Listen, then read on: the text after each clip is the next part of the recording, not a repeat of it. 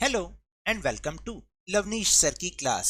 आज की शिक्षा निदेशालय राष्ट्रीय राजधानी क्षेत्र दिल्ली की वर्कशीट नंबर 37 जो कि कक्षा 8वीं के विद्यार्थियों के लिए है, यह ली गई है विज्ञान विषय से। और इसमें हम जिस पाठ को समझ रहे हैं वह है जंतुओं में जनन। और आज इस पाठ के अंतर्गत इस वर्कशीट में हम निषेचन के बारे में जानेंगे। तो बिना देर करे हुए इस वर्कशीट को शुरुआत करते हैं और समझने की कोशिश करते हैं।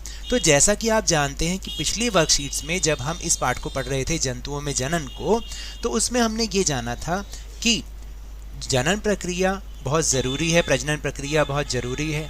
और प्रजनन या जनन प्रक्रिया दो प्रकार की होती है, जिसको हम लैंगिक जनन और अलैंगिक जनन कहते हैं। फिर हमने ये जाना था कि लैंगिक जनन में नर और मादा दोनों की आवश्यकता होती है, तभी नई संतान की उत्पत्ति होती है। और हमने ये भी जाना कि नर जनन अंग कौन कौन से होते हैं और मादा जनन अंग कौन कौन से होते हैं। आज हम निषेचन के बारे में पढ़ेंगे और समझेंगे आखिर ये निषेचन होता क्या है और क्यों होता है। तो देखते हैं एक बार। हम सभी जानते हैं कि हम और हमारे भाई बहनों के कुछ लक्षण अपनी माताजी और कुछ लक्षण अपने पिताजी से मिलते हैं। ऐसा क्यों होता है, इसको जानने के लिए हम निषेचन प्रक्रिया को समझते हैं। आखिर निषेचन क्या होता है। देखिए, नर युग्मक जो कि शुक्राणु होता है और मादा युग्मक जो कि अंडाणु होता है, दोनों के संलयन की क्रिया को निषेचन कहते हैं। यानी जब शुक्राणु और अंडाणु दोनों मिलते हैं तो उस प्रक्रिया को हम निषेचन कहते हैं। फिर ये निषेचन भी दो प्रकार का होता है। एक को हम आंतरिक निषेचन कहते हैं और दूसरे को बाह्य निषेचन कहते हैं। आंतरिक जैसा कि नाम से समझ में आ रहा है अंदर, और बाह्य मतलब बाहर। तो फिर भी एक बार देखते हैं कि आखिर आंतरिक निषेचन का क्या मतलब होता है। देखिए, आंतरिक निषेचन वह निषेचन क्रिया जिसमें नर युग्मक व मादा युग्मक का संलयन मादा शरीर के अंदर होता है, आंतरिक निषेचन कहलाता है। यानी जब नर युग्मक और मादा युग्मक का संलयन होगा वो कहाँ होगा, मादा शरीर के अंदर होगा।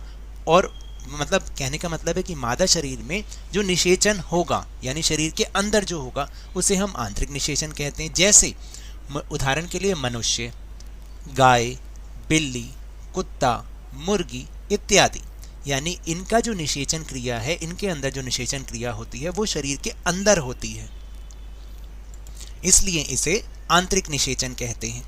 फिर बाह्य निषेचन क्या होता है।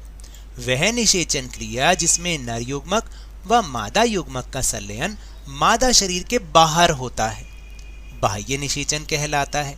बस आप शब्द याद रख लें, बाह्य से ही समझ में आ जाएगा। आगे आप खुद भी लिख सकते हैं कि नर युग्मक, और बार बार नर युग्मक और मादा युग्मक भी मत लिखिए, बस शुक्राणु और अंडाणु लिख दीजिए, तब भी वही बात होगी। यानी वह निषेचन क्रिया जिसमें शुक्राणु और अंडाणु का संलयन मादा शरीर के बाहर होता है, जैसे मेंढक, मछली, टोड इत्यादि। यानी जितने भी ज़्यादातर जो जलीय जीव होते हैं ना, उन्हीं में ये बाह्य निषेचन होता है, वरना तो ज़्यादातर सभी में आंतरिक निषेचन होता है, यानी मादा शरीर के अंदर ये निषेचन प्रक्रिया होती है।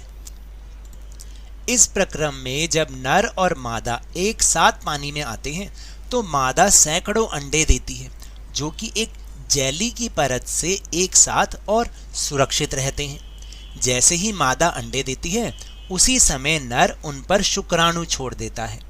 प्रत्येक शुक्राणु अपनी पूंछ की मदद से इधर उधर तैरते हैं।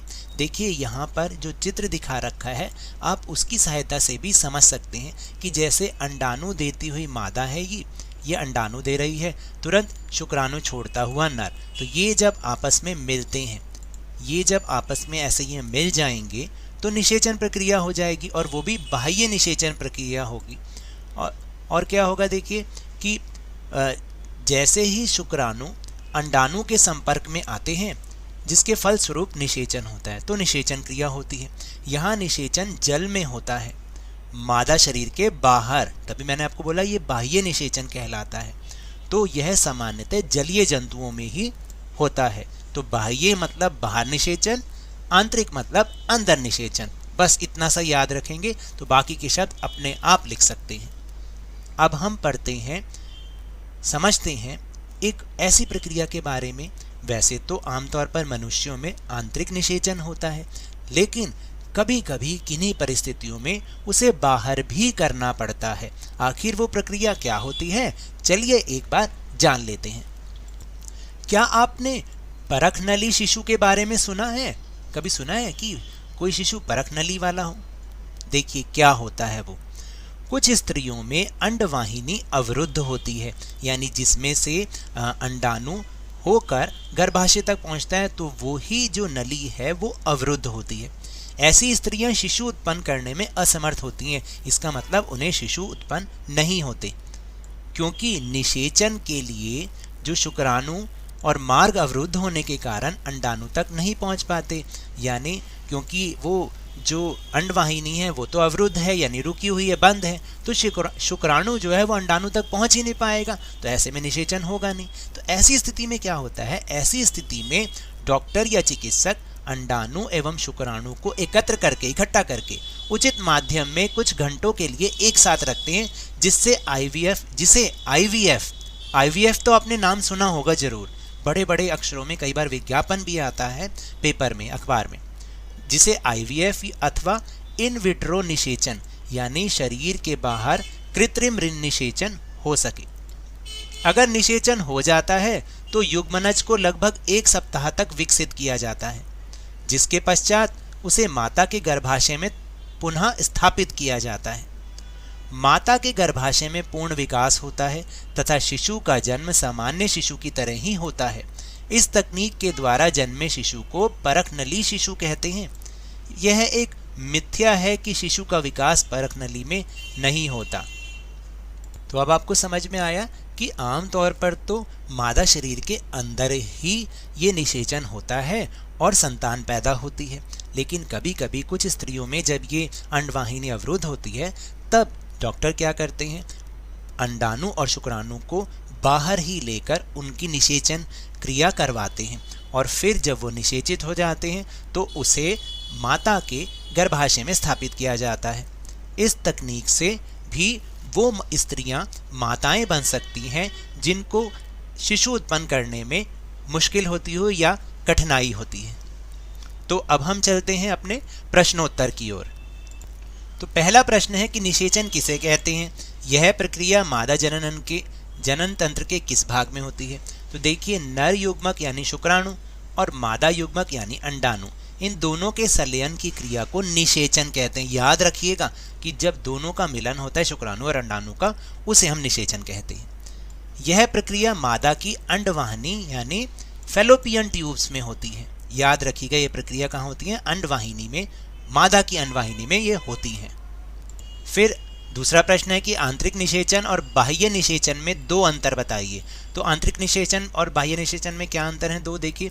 वह निषेचन क्रिया जिसमें नर युग्मक और मादा युग्मक का संलयन मादा शरीर के अंदर होता है, आंतरिक निषेचन कहलाता है।